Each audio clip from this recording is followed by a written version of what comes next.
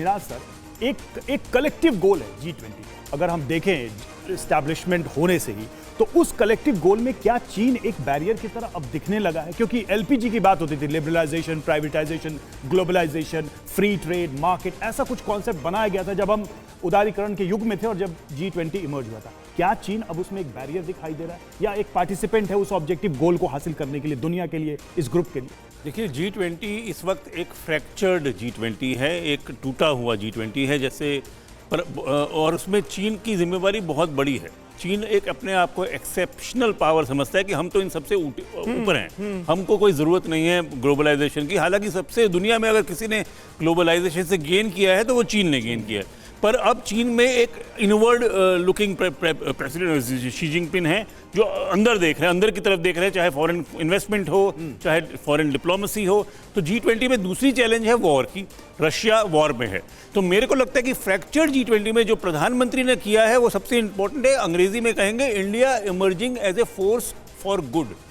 तो उसमें क्या क्या डिलीवरेबल्स है, अब वो डिलीवरेबल्स इतने एक्साइटिंग नहीं होंगे, ठीक है, पर जरूरी होते हैं, उस पर हम कंसंट्रेट कर रहे हैं। ठीक है, लेकिन सचदेवा सर, एक छोटा सा रिएक्शन आपका। जो बाइडेन भी वरीड नजर आए, डिसअपॉइंटेड नजर आए कि शी जिनपिंग नहीं आ रहे हैं, यानी उनको भी ये उम्मीद थी कि अगर G20 समिट में पर्सनली शी जिनपिंग आते हैं तो कुछ मुद्दों पर बर्फ पिघल सकती है। जी, आप सही कह रहे हैं।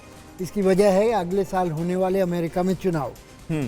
उससे पहले आपको याद होगा इस दौरान अमेरिका की ट्रेजरी सेक्रेटरी वहाँ गई हैं और भी लोग वहाँ गए हैं।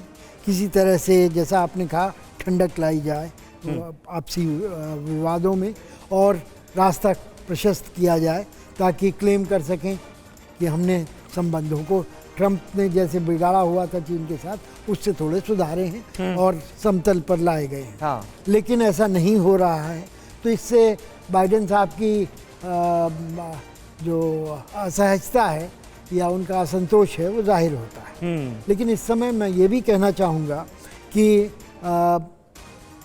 दोनों देश, भारत और अमेरिका, जी, चीन के सबसे बड़े व्यापारियों में से, हाँ, सबसे बड़े बाजार हैं और पहले दो देश जिनके साथ चीन सबसे ज्यादा पैसा कमाता है। कॉम्पिटिटर भी तो है, लेकिन कॉम्पिटिटर हैं, लेकिन पैसा जो कमाते हैं, ये भी नहीं भूलना चाहिए कि भारत पिछले 10 सालों में सबसे ज्यादा रिटर्न देने वाला बाजार बन चुका है। अमेरिका और चीन भी पीछे छूट गए।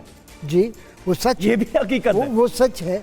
और इसमें बड़ा हाथ विदेशी निवेशकों का रहा है, जिन्होंने कि पिछले इस साल में $10 बिलियन से ऊपर पैसा भारत में लगाया है, क्योंकि और जगह मार्केट मंदी है। लेकिन दूसरी ओर ये भी कहना चाहूँगा कि ये तो शुरुआत है और अगर G20 का सफलता मिलती है और जिस तरह से सॉफ्ट पावर में बढ़ोतरी होती है, तो ये बहुत आगे जा सकता है, बहुत आगे जा सकता है। बिल्कुल, इसमें कोई शक नहीं है और ये हर कोई उम्मीद भी कर रहा है। और यही वजह है कि जिस लेवल का आयोजन हिंदुस्तान में हो रहा है उस पर भी दुनिया की जो निगाहें हैं वो चौड़ी हो गई हैं कि भाई ऐसा भी हो सकता है, G20 समिट का आयोजन इस लेवल का भी हो सकता है। आज दुनिया ये सोच रही है